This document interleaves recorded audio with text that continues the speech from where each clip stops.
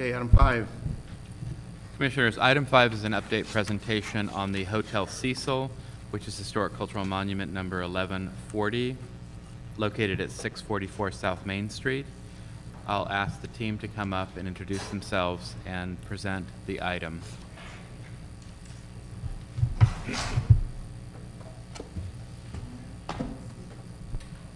Good morning, everyone. My name is Jody Eilers. I am the owner's representative for the rehabilitation of the Hotel Cecil.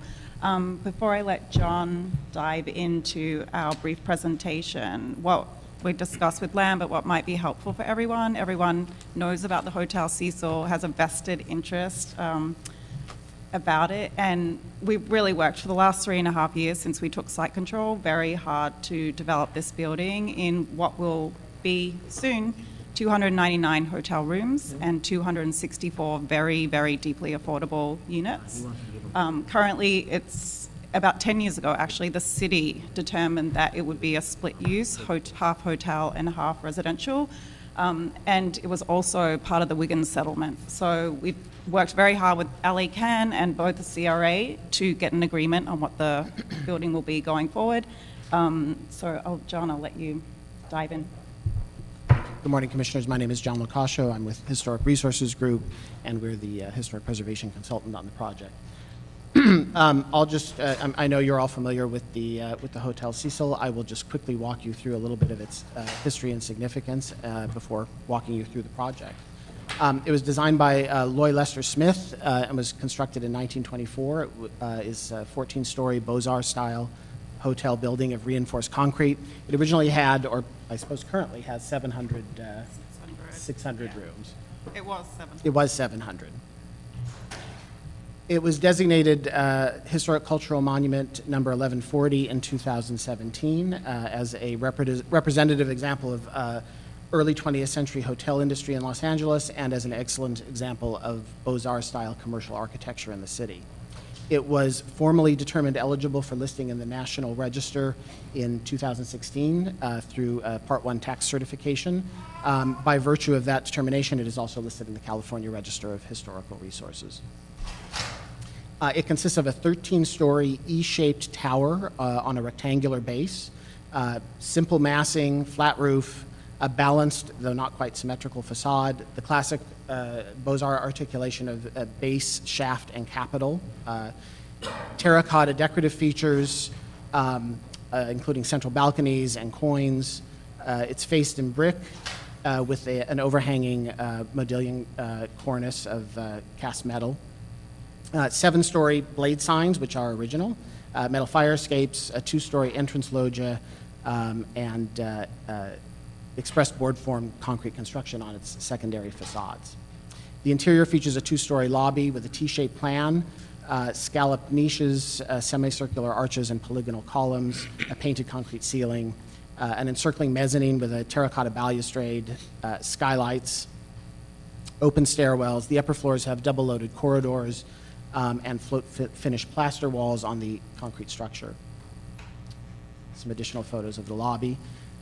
The building itself was remodeled in the early 2000s. The project will remove many of the added features and finishes and restore the building to its, largely to its 1924 appearance.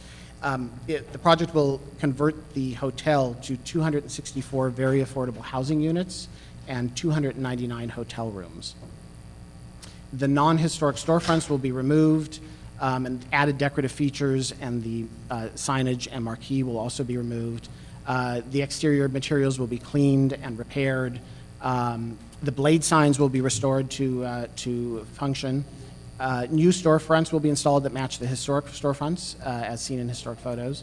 The enclosed entrance loggia will be reopened. New entrance doors will be installed to match the originals. A new elevator tower will be constructed on the north facade to serve the hotel use. And the historic painted wall sign on the south facade will be restored.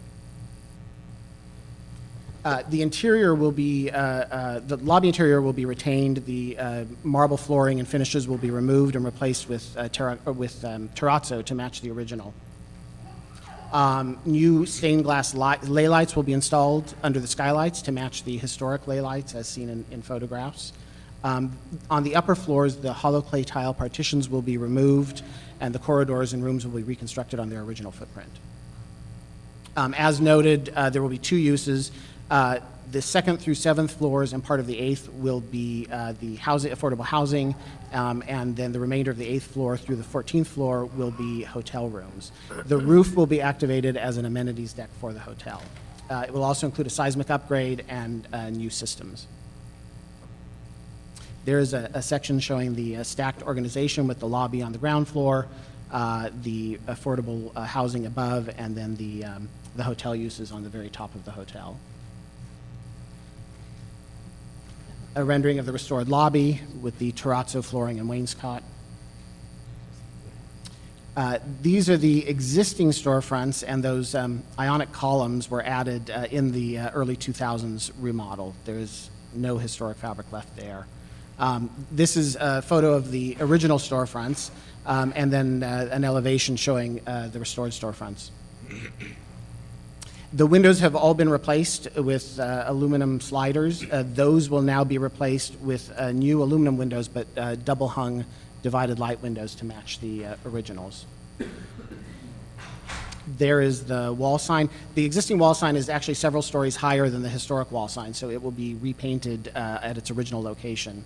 And on the right is the entrance loggia that's been enclosed and will be reopened as part of the project.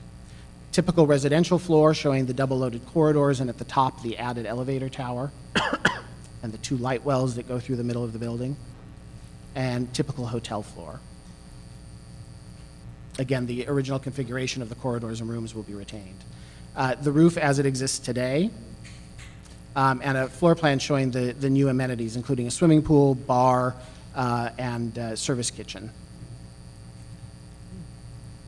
And that is a brief overview of the project. We're happy to answer any questions that the commissioners may have. Could you explain how the separation in terms of the lobby of the hotel guests and the apartment guests or apartment tenants, how that works, how that circulation works? Yeah, so at the building at the northernmost storefront, originally there were 4 equal storefronts. At the northernmost storefront, we are going to have a separate residential entrance. Then we're adding a new elevator where on the far left, that will be the residential designated entrance. And then where you can see the sign hanging over the loggia that says pod, that will continue to be the hotel entrance. So as a resident, you'll enter through that far northern storefront, and then you'll take an elevator to the mezzanine level that will connect you with the 2 existing elevators that are in the building. Can you pull up the floor plan? No, just a typical resi.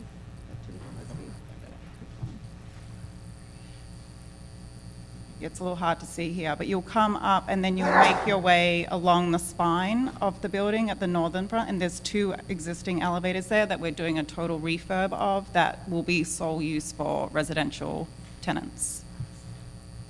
So the hotel people are, excuse me, on the top floor, Correct. on the top 6 floors or what? Yeah. Yes. 6.5 floors. And the apartment people are on the bottom 6 6.5, floors? yeah. And so the hotel people will go into the hotel lobby, blah, blah, blah, blah, like a regular hotel, Yes.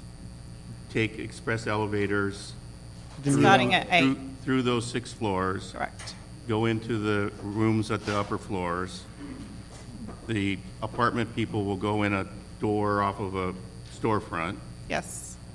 and go into a different elevator bank and go through their units. Right, so one thing I didn't mention, we're partnered with Skid Row Housing Trust. They're going to manage the affordable part of this.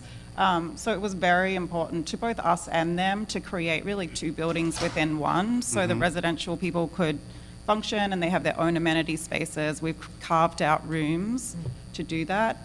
So really there's 2 uses happening within the skeleton of one building. And pretty much the one won't know the other one exists. Correct. Kind of. Unless there's an emergency, right? In an emergency, all the doors are open, yeah. I see. Okay. So they would all share stairways, right? Exit stairs? Correct. The stairways would serve as both lower and upper. Yes. You can take the stairs from the bottom all the way to the roof, yeah. Okay. Lambert, you've worked on this? Yes, they've been working closely with our office, so we just felt it was an important enough project in the central city to bring to the commission. So I know they're working towards plan check and permitting. So where are you in terms of permits? We are expecting an RTI in either this month or December with the goal of starting construction in January. Okay, so you're close. We are, yeah. Any other questions, commissioners? I have a question. It's Commissioner Kennard. Yeah, I remember when the building was designated, and we did actually a public tour of the hotel at that time. Yeah. And I recall that because of the age of the hotel rooms had shared restrooms. You know, there was an exterior, you have to go out of your room into the hallway for the showers and that kind of thing. How are you addressing that in the renovation? So in the residential areas, so we're really treating this as two separate projects. They're both financed completely differently. So on the residential side, we're getting a loan from the County of Los Angeles. They have a new program called No Place Like Home, and they are going to sponsor 69 rooms to have their own internal bathroom. And then they're also going to provide special services to those people that have a lot of special needs, a lot of homeless people. And then outside of that, we have a communal bathroom set up also. But what you saw is, you know, like you would go into it one shower and then one toilet. What we've created is ADA accessible, that you go into one room and you have a bathroom, you know, like complete bathroom, toilet, shower, sink. So you can have private showering. Okay, so just to clarify then, not all the units will have their own private Correct. facilities in their rooms, right? They 69 will not, of the 264 will have their own private bathroom. but the balance will not. Correct. Okay, but then you'll have supportive services? For the entire population, yes. Okay. And I'm assuming the hotels would have They will have their own bathroom. their own bathrooms? Yes. Okay, Yeah. yeah. Okay, thank you. I wonder, Yeah. Umar, if you have any comments? No? Commissioner Malofsky, will the residential units have kitchenette, some sort of cooking capability, or? So once again, the 69 that are sponsored by the county will have their own kitchenette, and then on every floor, on the second floor, we've created two very large communal spaces, both with industrial kitchens, and then on every floor that are residential, there's a communal kitchen, and in every room, everyone will have their own refrigerator to store their own things. I think Mr. Malosky and I have both worked with Skid Row Housing Trust in the past, and I have only good things to say about their organization Yeah. as a housing provider. I think they're very well organized and competent, so you have a good partnership with them. Would you agree? I would if I'd worked with them, but I haven't. You never worked with them? Oh, I thought you I had. worked with SRO Housing, that's Skid Row Housing Trust. All right. Yeah, they're Okay. both They're outstanding. both good. Yeah, they are both outstanding, yeah. Okay, I think we're good. Don't know if there's any public comments or speaker Any public cards. comment? Okay, no? Well, then, thank you. Thank you. Thank you. Thank you. Invite us to the opening. We will.